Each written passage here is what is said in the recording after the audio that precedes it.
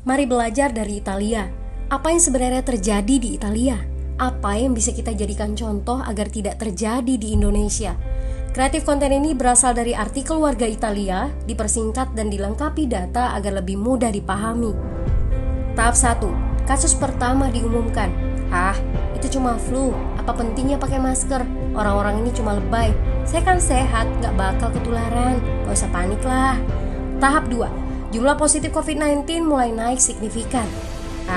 Cuma beberapa yang kena. Yang meninggal pun hanya orang-orang tua saja yang emang udah punya penyakit. Hidup seperti biasa aja lah. Pacaran, nongkrong bareng temen, jalan-jalan ke mall, tetep lanjut. Tahap ketiga. Jumlah kasus meningkat dengan cepat, berlipat ganda dalam 1 hari. Tingkat kematian pun bertambah. 7 Maret, lebih dari 5.000 kasus positif COVID-19. Zona merah diberlakukan di Italia. Wilayah yang dikarantina hampir 25% dari luas Italia. Sekolah dan universitas tutup, tapi tempat kerja, bar, dan restoran masih buka. Sementara itu, 75% wilayah lain masih menganggap enteng COVID-19. Anjuran mencuci tangan ada di mana-mana, tapi sekadar anjuran dan tak banyak yang melakukan. Tahap 4. Jumlah kasus meningkat pesat. Sekolah dan universitas ditutup selama sebulan. Darurat nasional pun diberlakukan. Rumah sakit menambah kapasitas, seluruh kamar dibersihkan untuk memberi ruang bagi pasien COVID-19. Tapi tak ada cukup dokter dan perawat. Ada terlalu banyak kasus pneumonia, terlalu banyak pasien perlu ICU, tapi ruangannya sudah habis, ventilator habis. Pada titik ini seperti kondisi dalam perang. Dokter harus memilih siapa yang akan diobati berdasarkan peluang bertahan hidup.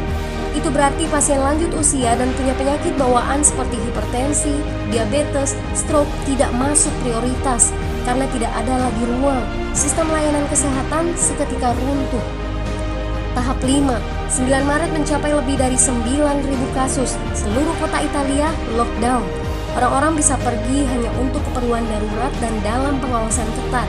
Semua bisnis masih dibuka karena jika tidak, ekonomi akan runtuh. Itu kebijakan pemerintah. Mulai ada ketakutan, orang-orang mulai memakai masker dan sarung tangan. Tapi tetap saja, ada anak-anak yang merasa jagoan, masih ingin uji nyali. Pergi ke restoran rame-rame, hangout bareng, minum-minum dan lain sebagainya. Tahap 6. 2 hari kemudian pemerintah Italia berubah pikiran. Semua bisnis harus tutup. Bar, restoran, pusat perbelanjaan, semua jenis toko, kecuali supermarket dan apotek. Penyebabnya, karena dalam sehari yang positif bertambah lebih dari 2.000 kasus.